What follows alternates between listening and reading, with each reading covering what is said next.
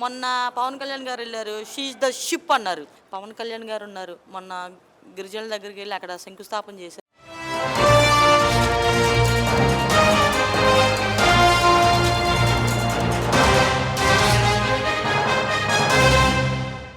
పవన్ కళ్యాణ్ గారు అసలు ఏదైనా పని చేయడానికి వెళ్ళాడంటే అది అయిపోద్ది.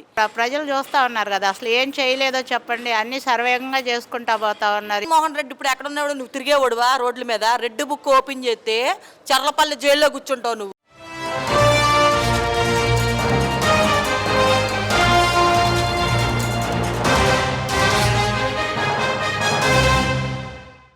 కూటమి ప్రభుత్వం వచ్చింది కదమ్మా, పరిపాలన ఎలా అనిపిస్తుంది? గతంలో చూశారు కదా, గత 5 సంవత్సరాలు చూశారు, ఒక రోడ్లు కానీ అభివృద్ధి కానీ ఏం జరిగిందా? ఈ ప్రభుత్వం వచ్చిన తర్వాత ఎలా ఉన్నాయి చర్యలు? గత ప్రభుత్వంలో అయితే ఏం జరగలేదండి. గత 2019 నుంచి 2023 వరకు చాలా దారుణంగా ఉంది పరిస్థితి అయితే జగన్మోహన్ రెడ్డి ప్రభుత్వంలో. అసలు ఏదైనా మంత్రులు ఎమ్మెల్యేలతో సహా మొత్తం దోచేయడం, దాచేసుకోవడం. ఒక దొంగ నేను దొంగగా దొంగ దొంగ దొంగ అన్నట్టే ఉంది ప్రభుత్వంలో. ఏంటంటే ఒక రోడ్డు వేయలేదు, ఒక వంతుల నిర్మాణాలు చేయలేదు, హాస్పిటల్స్ కట్టలేదు, స్కూల్స్ కట్టలేదు. పరిపాలన మరీ దారుణంగా ఉంది. ఈ కూటమి ప్రభుత్వం వచ్చాక ప్రజలు కొంచెం ఊరటగా అయితే అనిపిస్తూ ఉంది. ఎందుకంటే పవన్ కళ్యాణ్ గారు ఉన్నారు, మొన్న గిరిజనుల దగ్గరికి వెళ్ళి అక్కడ శంకుస్థాపన చేశారు రోడ్ల నిర్మాణం కోసం. అది చాలా బాగుంది కదండి. మరి మంచి ప్రభుత్వమే అంటారు కదా. పవన్ కళ్యాణ్ గారు అసలు ఏదైనా పని చేయడానికి వెళ్ళాడంటే అది అయిపోద్ది. ఎందుకంటే అంత నమ్మకం మన పవన్ కళ్యాణ్ గారి విషయంలో అయితే కూటమి ప్రభుత్వం చాలా బాగుందండి. అపోజిషన్ వాళ్ళు ఏంటంటే వాళ్ళు ప్రెస్ మీట్లు పెట్టి అసలు ఏం చేస్తుంది కూటమి ప్రభుత్వం వచ్చి 6 నెలలు అవుతుంది, ఇప్పటి వరకు అసలు ఏమీ చేయట్లేదు, ప్రజల పట్ల అసలు లేదు, మా గవర్నమెంట్ ఉన్నప్పుడే బాగుంది, మేము ప్రజలకు చాలా దగ్గరగా ఉన్నాము, అందుబాటులో ఉన్నాము, ప్రజల సమస్యలన్నీ తీర్చాము మేము అని చెప్పేసి అని అంటున్నారు కదా. అసలు మీరు ప్రజా సమస్యలు అనేవి పట్టించుకుంటే 11 సీట్లు ఎలా వస్తాయని చెప్పి ఈరోజు మేము ప్రశ్నిస్తూ ఉన్నాం. 11 సీట్లు కేవలం మీరు అలా అయిపోయిన దానికి కారణం ఏంటి? మీరేమీ అభివృద్ధి చెయ్యకపోతేనే ఇలా వచ్చాయి అన్నమాట మీకు చెప్పాలంటే. ఎందుకంటే మీ ప్రభుత్వంలో అంతా దొంగల దోపిడీ అనమాట. ఎవడ చూసినా సరే, ఏ మంత్రి చూసినా సరే అటు అడ్డగోలు ప్రభుత్వంలో అన్యాయం ఏదైనా జరిగిందంటే మీ ప్రభుత్వంలోనండి. దొంగల దోపిడీ ప్రభుత్వం. ఇప్పుడు మీరు చూస్తూ ఉన్నారు, మొన్న పవన్ కళ్యాణ్ గారు వెళ్ళారు, షీఈ్ ద షిప్ అన్నారు. అవునా కదా? ప్రపంచవ్యాప్తంగా ఎంత స్ప్రెడ్ అయింది అది. ఆయన ఎన్ని కోట్ల రూపాయల సరుకు పట్టుకున్నాడు పవన్ కళ్యాణ్. ప్రజలందరికీ గమనిస్తూ ఉన్నారు. ఏంటి మీరు లల్లబొల్లి కబుర్లు చెప్పి, లల్లాయి బొల్లాయి కబుర్లు చెప్పి ప్రజలకి ఏదో మభ్య పెడదామంటే కుదరదమ్మా. ఎందుకంటే ప్రజలందరూ ఒక అవగాహన మీద ఉన్నారు. కూటమి ప్రభుత్వాన్ని దేన్ని గెలిపించుకున్నారు? 2 నాయకులు సమబుజ్జి అందరు కలిస్తేనే మంచి పనులు అవుతాయి. అభివృద్ధి పనులు కానివ్వండి, ఏదైనా. లోకేష్ బాబు గారు ఇంటికే వస్తూ ఉన్నారు, ప్రపంచ బ్యాంకులు సైతం ఇంటికే వచ్చి చక్కగా ఒప్పందాలు చేసుకుంటూ ఉన్నారు. ఎక్కడైనా చూసారా గతంలో? ఇంత బ్రహ్మాండంగా పరిపాలన సాగిస్తూ ఉన్నారు. పోతే పథకాలు కూడా మాకు చాలా అవైలబుల్గా అందినాయి ప్రజలకి. ఇంకా 2 పథకాలు ఉన్నాయి. మా అమ్మకి తల్లికి వందనమును, మహిళలకు 1500 ఉచిత బస్సు. అది కూడా ఫిబ్రవరి నెలలో వస్తే ఇంకా మన నూతన సంవత్సరం శుభాకాంక్షలు తెలిపినట్టే మన కూటమి ప్రభుత్వం, నారా చంద్రబాబు నాయుడు గారు కానీ, మన పవన్ కళ్యాణ్ కానీ. అది కూడా మేము కూడా ఎదురు చూస్తూ ఉన్నాం పథకాల గురించి.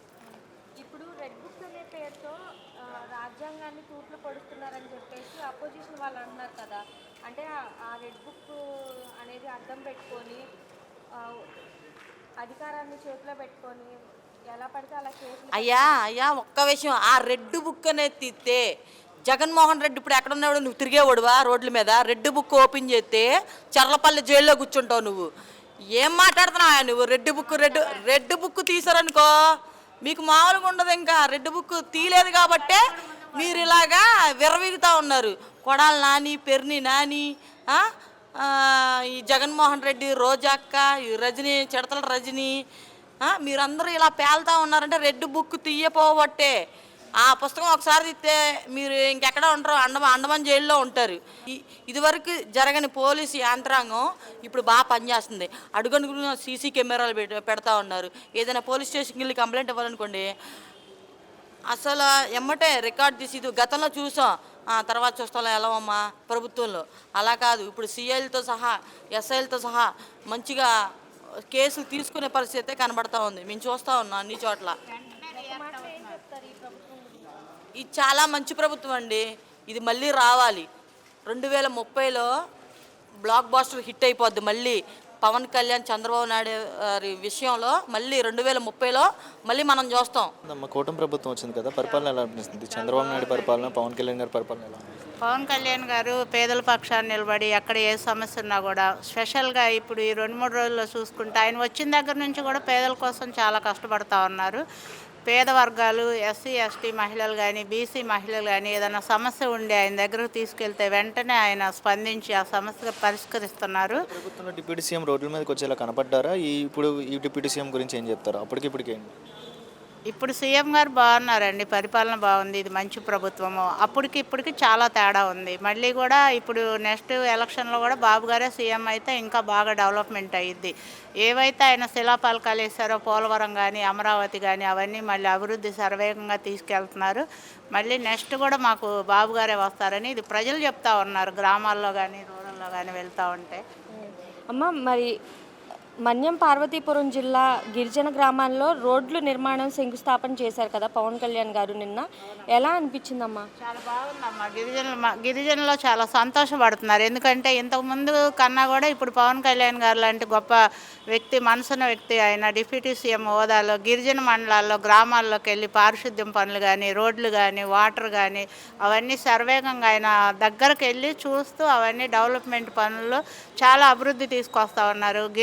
మా గిరిజనులు చాలా సంతోషపడుతున్నాం. ఎందుకంటే ఇంతకుముందు ఏదైనా ఆరోగ్య సమస్యలు వచ్చినా కూడా మేము రోడ్లు ఎక్కి అవన్నీ ఏర్లు అవన్నీ దాటుకుంటూ వెళ్ళాల్సి వచ్చేది. చాలా ఇబ్బందులు పడేవాళ్ళం. కనీసం మౌలిక వసతులు ఉండేవి కాదు.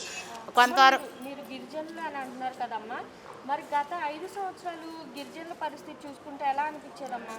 గత 5 సంవత్సరాల్లో గిరిజనులకి డెవలప్మెంట్ లేకపోగా గిరిజనుల మీద దాడులు జరిగినాయి కదమ్మా. మా గిరిజనుల మీదే దాడులు జరిగి వాళ్ళని చంపేసి డోర్ డెలివరీ చేసిన గత ప్రభుత్వంలో అందరూ చూశారు, దేశవ్యాప్తంగా కూడా.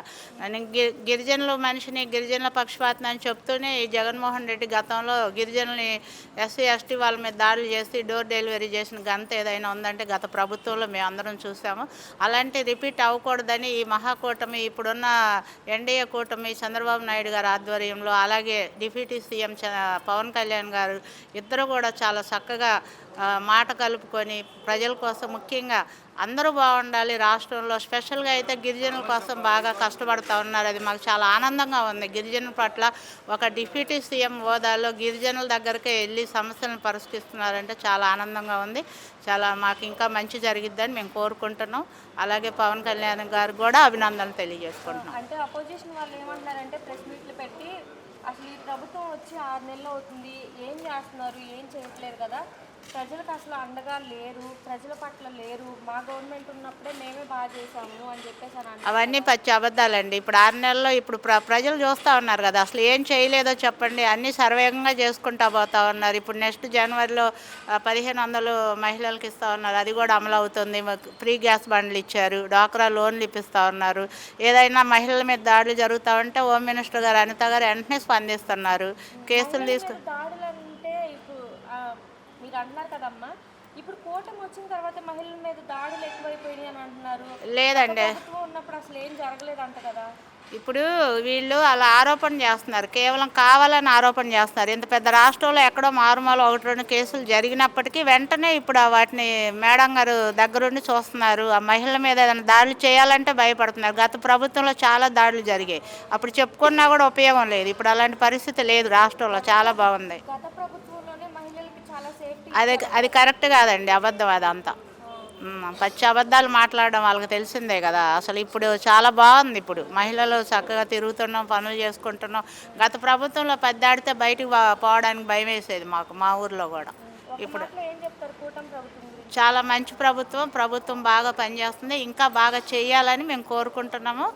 ఇప్పుడు మన సీఎం గారు చంద్రబాబు నాయుడు గారు, అలాగే డిప్యూటీ సీఎం పవన్ కళ్యాణ్ గారు ఇద్దరు కూడా చాలా బాగా వర్క్ చేసుకుంటున్నారు. ఇదే స్పీడ్ కొనసాగితే రాష్ట్రం బాగుంటుంది, మధ్యతరగతి దిగువ తరగతి ప్రజలు కూడా బాగుంటారని మేము కోరుకుంటున్నాం. ఇది మంచి ప్రభుత్వం అని ఒక మాటలో చెప్పొచ్చు.